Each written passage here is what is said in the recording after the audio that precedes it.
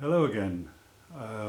This one might go off topic a bit, um, but then again, that's what I'm here for, I think. Backscenes. I've been looking at backscenes, particularly for this area here. If I just zoom in a bit, I thought I might put a town scene behind there. I'm going to cut that board off the wall. You'll see why in a second. To reveal what's behind it. But I can't really find anything I like, and in any case, this is the only place on my layout that I could actually use one. They do look good when people do films of them. I've seen a lot of the really good guys who do beautiful scenery and spend a lot of time doing it, and probably money. And it looks really good when they film close up, but of course when you back off in any room in the real world you get something behind it, so it just looks like a 15-inch band of photographed countryside or towns or whatever it is. Now, although this looks very good, it is very expensive and quite difficult to get a good result. And with a fairly, I don't suppose, large layout like mine, it's a medium-sized layout, it can only be used in certain areas, which means it looks a bit weird on its own from any kind of distance at all. If I turn this round, I'm going to take these computer screens off the wall there, cut all that backboard off, which was in my old workshop in the old days, as you can see from the paperwork still on the wall, because behind it is that, which is the actual walls here in my workshop. And if I go around a bit more, you can actually see the whole place. It's just really not. See the problem? It's not really going to do much, especially in a room like this. Let's see outside. Actually, that there, that's fairly old stuff. That's my music downstairs. There's more upstairs. My job for quite some time was repairing things, and I started taking things to pieces and hopefully putting them back together in the 70s, really. Oh, time goes by, doesn't it? These two reel-to-reels, for example, I bought very, very cheaply. They were completely smashed up and broken. I'd never actually owned a reel-to-reel machine at all, and always wanted one, especially with the big reels going round. And lately I've actually managed to get a hold of a couple, and over a period of months repair them. Parts coming from Japan, America, off the internet, eBay and whatever. It's very difficult to source parts for these things, and even to find schematics if you've got parts, as I had, which simply do not work. The speakers, see, there are actually original Ditton 15s by Celestion.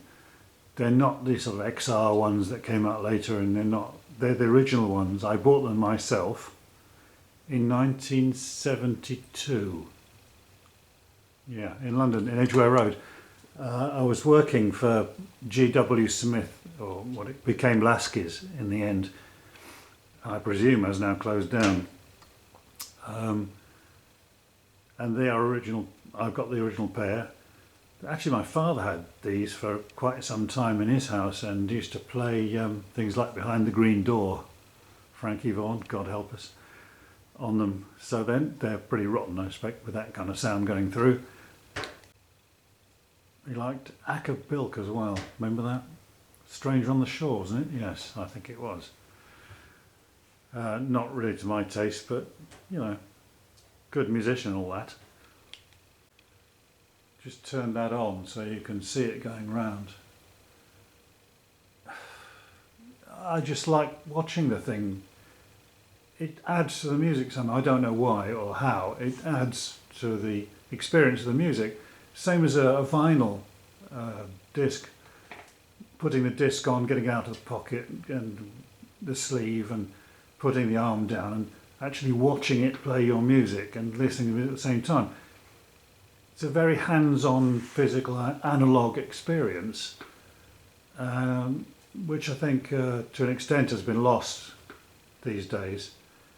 Yes, it's very easy to get your telephone out and plug it into a little pair of earbuds, stick them in your ears and listen to music. Not exactly the same. Of course, I can't turn the sound up because the music that's on these machines, all of them here, are by other artists, aren't they? Well-known artists. And you get copyrighted immediately on YouTube as soon as you stick something like that on, so I can't. Nevertheless, that's it. So you've got a silent movie of music being played. Getting back to Backscenes, I suppose I could use Backscenes on this part of the layout, the new extension to the layout, but several things come to mind. It won't be easy, even at this stage, early stage, to get over to the back, to glue a back scene on the walls very easily. You have to lean over, and it has to be fairly flat, otherwise it doesn't look convincing at all. I'd pretty well have to glue it onto a wooden or some sort of backboard and then put that against the wall, because the wall isn't actually plastered perfectly flat. It was done by hand, and it wasn't intended to be a perfectly flat wall, especially on the separating wall between the workshop and the shop, as it was, because it was supposed to look sort of, what should we say, rustic, to go with the stones and the rest of it. The white part is of course plasterboard, and that is flat, so I don't know. It wouldn't be that expensive. I've looked at it on Hattons, and a 9x1 inch feet is 7-8 quid, so 2 lengths of that. I don't know. I don't think it'll be worth it, frankly. To end with, I've been running a few locomotives around this part of the track, the extension, just to see what happens. It's always amusing to see because different things react differently. This particular one, 121 bubble car, is showing me that my ballasting is very good but very noisy. If I start her off, you'll see. Here she goes. The cracking noises you can hear are actually the fine scale wheels, which I put on this thing, interacting with the ballast that's stuck on the inside of each rail. So I've got to run an instrument round the insides of the rails to knock off the bits of ballast which are stuck onto them. The older locomotives, like the Ginty that's sitting there, of course the old style wheels don't care about things like that. Anyway, thank you for watching and listening. I hope to come back sometime, and it's goodbye for now.